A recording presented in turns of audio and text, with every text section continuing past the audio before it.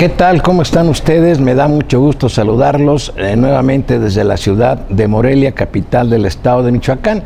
Esta grabación la estamos realizando en un céntrico café muy famoso, el Café Europa. Es un café-restaurante muy agradable que se ubica en el primer cuadro de la ciudad de Morelia, frente a la catedral. Yo quisiera hablar, tal vez, no sé si lo puedo hacer en forma breve, de esta reforma en materia laboral que ha sido aprobada en primera instancia por, desde luego, los grupos que tienen el control de la Cámara de Diputados. Me refiero a los grupos priistas, a los grupos panistas y a una parte del Partido Verde Ecologista, encabezado por una gente muy deshonesta. Yo me llevo a preguntar de qué han servido las muertes de tantos obreros, de tantos campesinos. Cuando uno estudia la historia de este país, nos encontramos en sus páginas ya de hace algunos años de las gentes de Cananea, de las gentes de Río Blanco, que fueron masacrados con la participación de fuerzas militares estadounidenses, con la complacencia del gobierno de Porfirio Díaz. Pero bueno, quiero hablar ahora de esta reforma laboral, que en realidad no es una reforma laboral, es una adecuación de la legislación mexicana para favorecer los grandes intereses del Fondo Monetario Internacional, del Banco Interamericano de Desarrollo, de todas las empresas transnacionales que operan en México y que su casa matriz o están en Estados Unidos, están en España, están en Canadá o están en Inglaterra. Pues bien, esta llamada reforma fue aprobada lamentablemente, fundamentalmente por el PRI y por el PAN, pero fue una jugada que yo llamo una jugada muy sucia, muy deshonesta de Enrique Peña Nieto, en concordancia con los intereses de Felipe Calderón Hinojosa y desde luego de Carlos Salinas de Gortari, porque esta reforma desde hacía muchos años Salinas de Gortari trató de imponerla para servir a sus amos, principalmente que se encuentran en los Estados Unidos de Norteamérica. Ya mucha gente, me imagino, conoce por lo menos a través de los medios de comunicación, sobre todo los electrónicos, que esta reforma fue aprobada ya en la Cámara de Diputados con un gran escándalo, con toma de la tribuna por parte de los grupos de izquierda, con una actitud muy vergonzosa de panistas y priistas que se encaramaron en un balcón para desde ahí dirigir la sesión y desde luego someter a todo el país, casi a todo el país, porque de una u otra forma todos vamos a seguir afectados, no solo los que en este momento están desempeñando un trabajo, nuestros hijos, nuestros familiares cercanos que van a tener y tienen ya un futuro muy oscuro. Esta reforma, esta adecuación, hay algo que desde luego yo censuro gravemente. ¿Por qué se dejó afuera algo que es fundamental para la democracia de este país? No solo para el interior de los sindicatos. Para nada se tocó los grandes privilegios y los grandes intereses de los pequeños grupos que dirigen el sindicalismo obrero de este país, fundamentalmente el de Petróleos Mexicanos, con el sinvergüenza de Romero de Champs, que porta un reloj que vale $70,000, no me equivoco, $70,000, que tiene un hijo que utiliza un vehículo, no sé si es Ferrari o qué marca es, que vale más de 70 millones de pesos mexicanos. Para eso son las cuotas de los trabajadores, para enriquecer a los líderes sindicales, para que vivan en forma de sultanes. Pero eso sí, el PRI desechó esta parte de la reforma, que para nada se tocaran los intereses de esos líderes explotadores, que son los que principalmente se dedican a expoliar a la clase obrera a la que dicen representar.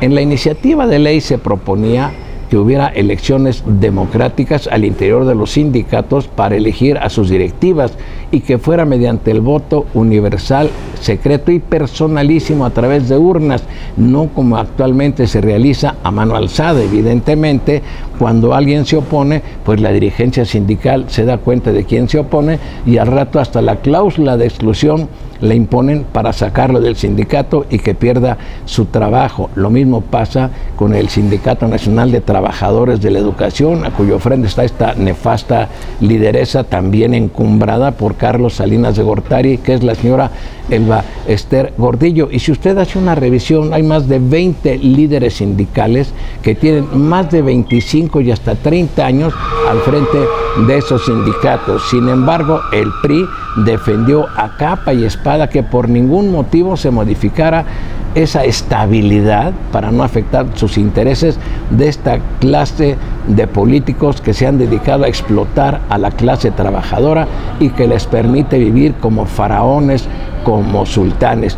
Pero desde luego que en esta famosa reforma que yo le llamo adecuación en materia laboral, existen otras cosas como la contratación a prueba. Así deberían de haber contratado al señor Enrique Peña Nieto a prueba por unos 3 meses y seguramente a los 15 días no hubiera dado resultado y lo hubieran echado del poder. Así deberían de haber contratado a los diputados y a los senadores que han aprobado y que seguramente el Senado va a aprobar también esta reforma en materia laboral, que es algo brutal, terrible para la clase trabajadora. Nada más en esta modalidad que se llama de los subcontratos, pues es absurdo que permitan en este país que exista ese procedimiento, ese sistema para subcontratar trabajadores. Quiere decir que una empresa no se hace responsable laboralmente ni menos de las cuotas obrero-patronales de un núcleo de trabajadores. Esto lo van a hacer los subcontratistas y estos subcontratistas desde luego no les pagan seguro social, no les pagan seguro del Infonavit, y esto no solo afecta al trabajador, afecta las finanzas del Instituto Mexicano del Seguro Social y afectan las finanzas del Infonavit. Van a eludir una serie de responsabilidades de carácter laboral y podrán correr a cualquier trabajador en el momento que así lo deseen. No crean derechos de antigüedad, no reciben aguinaldos, y en este momento, antes de que esto se legalizara, pues existen más de 5,000 empresas en este país que se dedican a la subcontratación, pero además hay evasión fiscal porque le entregan a quien los contrata facturas infladas, o sea que hay una evasión fiscal terrible ahí.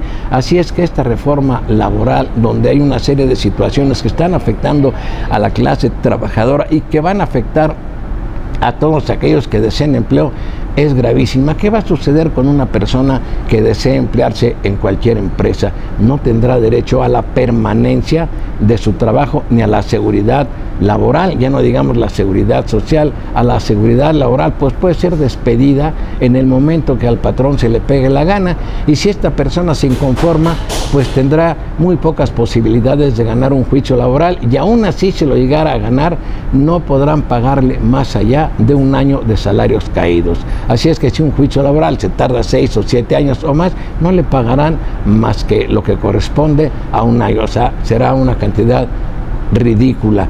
Yo desde luego que estoy en contra de esta reforma laboral. Una reforma laboral debe de buscar el equilibrio ciertamente entre la clase patronal y la clase trabajadora, desde luego tratando de favorecer a la clase trabajadora, que es la más explotada, la más necesitada, la que gana salarios de hambre. Muchos profesionistas se van a tener que emplear en cualquier dependencia, no del gobierno, en cualquier instancia del sector privado, ganando 10, 15 pesos la hora. ¿Qué sucederá con aquel que contraten por 4 horas? Va a recibir un salario miserable, pero no importa, tienen necesidad de hacerlo. Es algo criminal lo que ha hecho Felipe Calderón y Enrique Peña Nieto, además de toda la estructura del PRI y del PAN. Este sería mi comentario.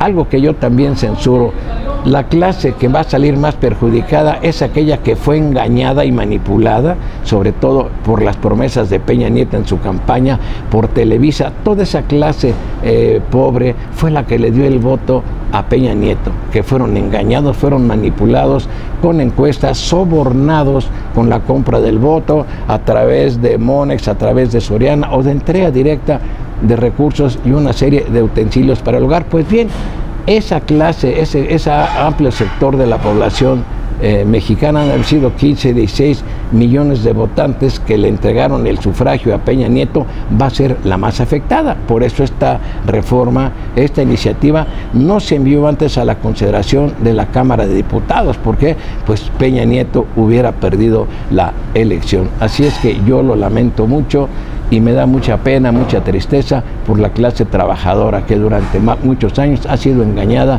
y explotada. Ese sería mi comentario.